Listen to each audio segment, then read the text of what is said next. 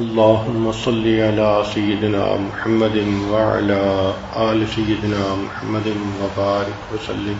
اللهم صل على سيدنا محمد وعلى آل سيدنا محمد وبارك وسلم. دین اسلام انسان کو اس بات کی تعلیم دیتا ہے کہ وہ اچھے اخلاق کے ساتھ زندگی گزارے. درخت اپنے پھل سے پہچانا جاتا ہے، انسان اپنے اخلاق سے پہچانا جاتا ہے. جس کی عادات اچھی ہوں، اخلاق اچھے ہوں، وہ دوسروں کے لیے باعث رحمت ہوتا ہے، اور جس کے عادات و احوال برے ہوں وہ دوسروں کے لیے باعث زحمت ہوتا ہے، دوسروں کے لیے وبال جان ہوتا ہے.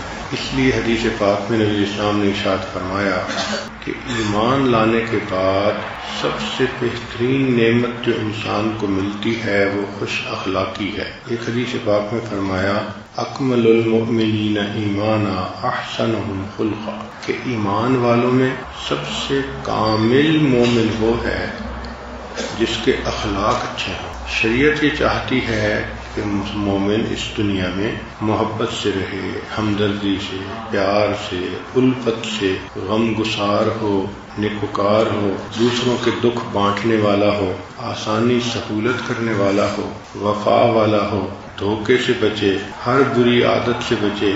وہ ایسا ہو کہ اللہ کے بندوں کے لیے رحمت بن جائے. اس لیے فرمایا ارحموا من فی الارض یرحمکم من فی السماء، تم زمین والوں پر رحمت کرو، آسمان والا تم پر رحمت فرمائے گا. تو مومن کی یہ صفت ہوتی ہے کہ وہ اللہ کے بندوں کے لیے رحمت بن کر رہتا ہے. چنانچہ آج کی اس مجلس میں ایسی احادیث مبارکہ سنائی جائیں گی کہ جن میں ایک انسان اچھا عمل کرے تو اس پر اس کے گناہ معاف ہوں. آپ اس بات کا اندازہ لگائیے گا کہ جو خوش اخلاق لوگ ہوتے ہیں کس طرح قدم قدم پر ان کے گناہ معاف ہوتے ہیں. پہلی حدیث مبارکہ ایک مالدار آدمی کے حق میں ہے کہ اللہ نے اس کو بہت مال دیا، وہ مال دوسروں کو قرض کے طور پہ دیتا تھا. پھر اگر امیر آدمی ہوتا تو اس سے بھی واپس لینے میں نرمی برتتا تھا، اور اگر کوئی غریب ہوتا تو اس کو معاف کر دیتا تھا. اب اس حدیث مبارکہ میں ابن مسعود رضی اللہ عنہ روایت کرتے ہیں، یہ حاکم کی روایت ہے، اتی اللہ عز وجل لعبد من عبادہ آتاہ اللہ مالا. قیامت کے دن اللہ رب العزت کے حضور ایک مالدار آدمی پیش کیا جائے گا. فقال له ماذا عملت فی الدنیا، اللہ تعالیٰ فرمائیں گے اے میرے بندے تو نے دنیا میں کیا کیا؟ فقال، وہ آگے سے جواب دے گا ما عملت من شیء یا ربی الا انک آتیتنی مالا فکنت ابایع الناس، اے اللہ آپ نے مجھے مال عطا کیا تھا اور میں وہ مال لوگوں کو دیا کرتا تھا. وکان من خلقی ان ایسر علی المعسر وانظر المعسر، اور میرے اخلاق میں سے یہ تھا، یہ میری عادت تھی کہ میں مالدار کو مہلت دے دیتا تھا اور غریب آدمی کا قرضہ معاف کر دیتا تھا. جب وہ یہ بات کرے گا تو قال اللہ رب العزت فرمائیں گے انا احق بذلک منک، کہ اس بات کا تو میں تم سے زیادہ حقدار ہوں. تجاوزوا عن عبدی، اے فرشتو میرے بندے سے الگ ہو جاؤ، اس کو بغیر حساب جنت میں جانے دو. تو یہ صفت کہ انسان قرض دینے والوں کے ساتھ نرمی کرے اور اگر وہ غریب ہو تو معاف ہی کر دے، یہ تو سخاوت ہے، یہ تو دل کے بڑے ہونے کی دلیل ہے. اور سخاوت تو واقعی اللہ رب العزت کو سجتی ہے. سوچئے کہ جو آدمی دوسروں کے لیے آسانی کر سکتا ہے، اگر وہ دنیا میں آسانی کرتا ہے تو اللہ تعالیٰ قیامت کے دن اس بندے کے لیے آسانیاں فرمائیں گے.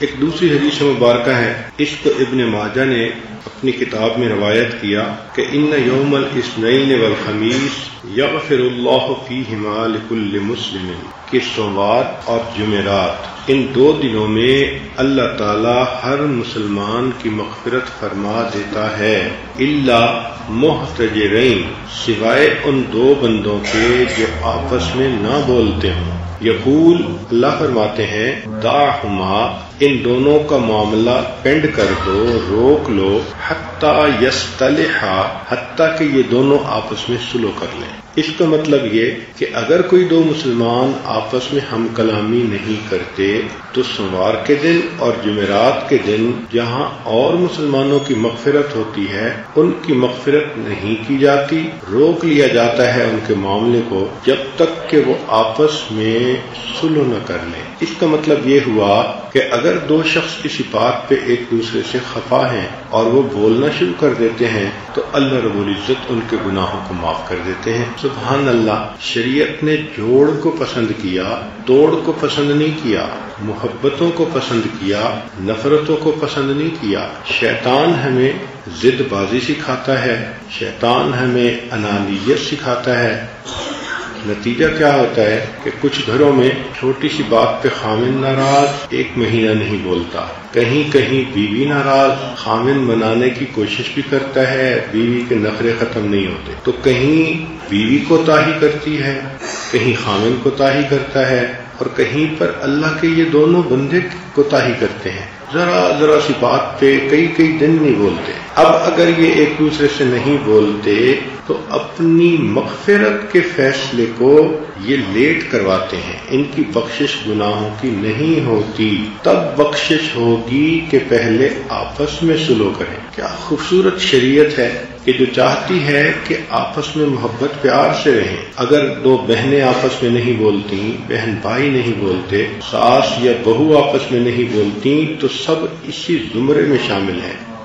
یہ بات ذہن میں رکھیے کہ یہ بات دائرہ شریعت کے اندر ہو رہی ہے۔ اگر فرض کرو کوئی بندہ کسی خاتون کو خلاف شرع تعلق پر ابھار رہا ہے اور یہ اس سے قطع تعلقی کرتی ہے تو یہ عین شریعت کا حکم ہے، اس پر یہ اجر پائے گی۔ تو شیطان کہیں یہ نہ بہکا دے کہ جی میں اس کے میسج کا جواب نہیں دے رہی اور 3 دن ہو گئے میری تو مغفرت نہیں ہوگی۔ گناہ کا مسئلہ نہیں، یہ وہ تعلقات جن کو شریعت نے جائز کہا اور جن کے تعلقات کو رکھنے پر انسان کو اجر ملتا ہے۔